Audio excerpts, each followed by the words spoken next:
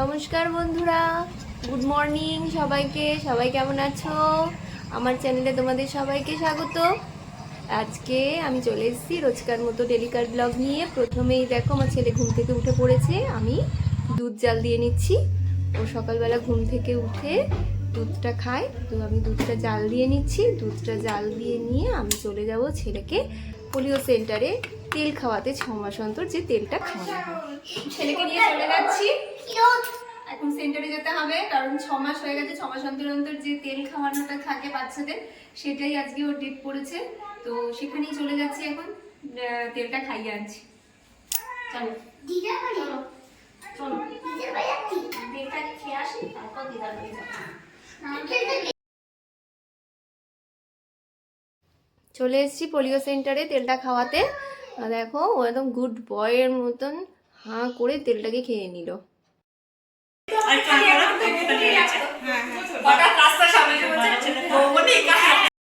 কোথায় গেছলে? পোলিও খেতে খেয়েছ? কিরম করে খাওয়ালো? ও আচ্ছা আচ্ছা আচ্ছা, ভালো খেতে হয়েছে? আচ্ছা, হাইট ওয়েট ঠিক আছে? ঠিক আছে।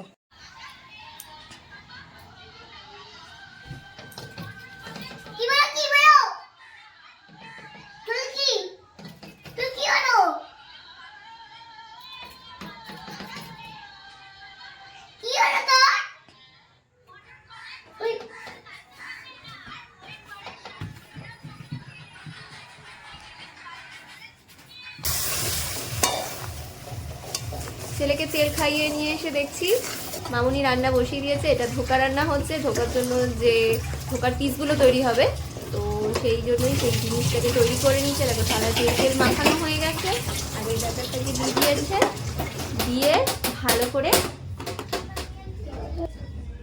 ভালো করে দেখো থালার মধ্যে স্প্রেড করে নিয়েছে, নিয়ে ধোকার মতো চৌকো চৌকো করে যেরকম হয় আর কি পিস করে দেখো কেটে নিয়েছে।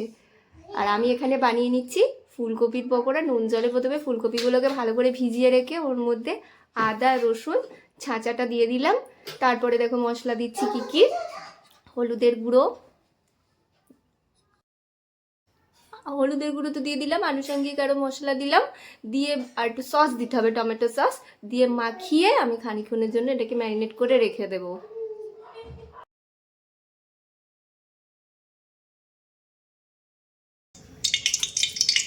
দেখো তেল গরম হয়ে গেছে, এদিকে ধোকাগুলো ভাজা স্টার্ট হয়ে গেছে।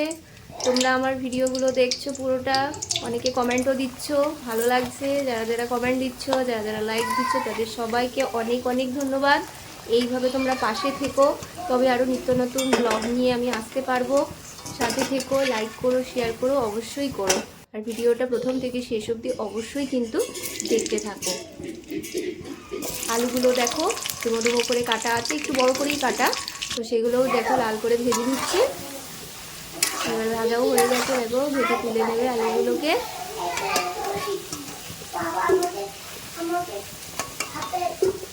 তারপরে দেখো তেলের মধ্যে গোটা গরম মশলা দিয়ে দেওয়া হলো। গোটা গরম মশলা দিয়ে মশলা বাটা আছে, সেই বাটা মশলা দিয়ে ভালো করে কষিয়ে, এটার মধ্যে আদা আছে আর আদা জিরে বাটা আছে, তো সেটাকে দিয়ে ভালো করে কষিয়ে নেওয়া হচ্ছে। নিয়ে দেখো হলুদ গুঁড়ো লঙ্কা গুঁড়ো যা মশলা আর কি দেওয়া হয় সেসব দিয়ে আলুটাকে দিয়ে ভালো করে মাখা করে কষিয়ে নেওয়া হচ্ছে।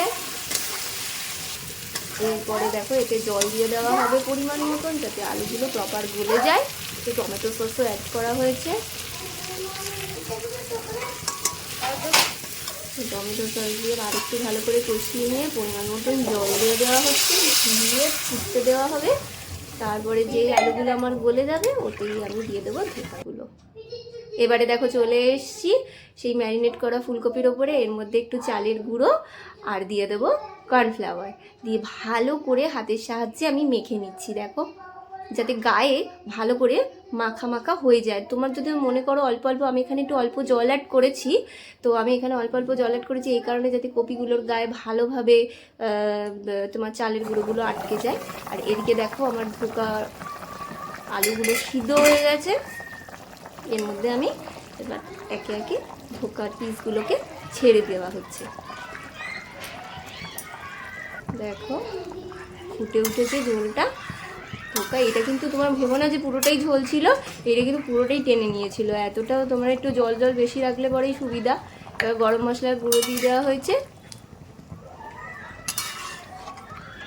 দিয়ে নাড়াচাড়া করে একটু ফুটে উঠলে উপর দিয়ে একটু ঘি ছড়িয়ে নামিয়ে নেওয়া হয়। রেডি দেখো ধোকা। এবারে দেখো ফুলকপির পকোড়ার দিকে আমি ফুলকপির পকোড়া বানিয়ে নিচ্ছি। দেখো তেল গরম হয়ে গেছে আর ফুলকপিগুলোকে একে একে আমি ছেড়ে দিচ্ছি। এটা অবশ্যই তোমরা লো ফ্লেমে বানাবে। এটা কিন্তু গরম গরম ভাতের সাথে ডাল দিয়ে দারুণ লাগে খেতে। আর শীতের দিনে তো মানে জানোই ফুলকপি পকোড়া একটা দারুণ একটা খাবার। ভাজাগুলো আমার হয়েই গেছে, দেখো আমি তুলে নিচ্ছি।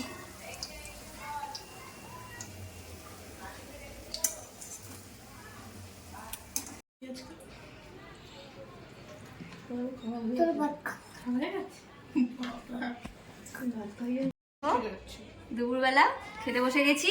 আজকে কি কি রান্না হয়েছে দেখো, আমাদের দেখিয়ে দিচ্ছি। ভাত, এটা হচ্ছে ফুলকপির পকোড়া, মুসুরির ডাল আর ধোকার ডালনা, আর সাথে রয়েছে দেখো পাঁচমিশালির আচার।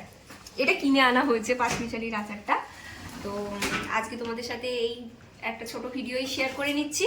অবশ্যই কমেন্টে আমাকে জানাবে যে আমার ভিডিওগুলো তোমাদের কেমন লাগছে, লাইক শেয়ার করবে।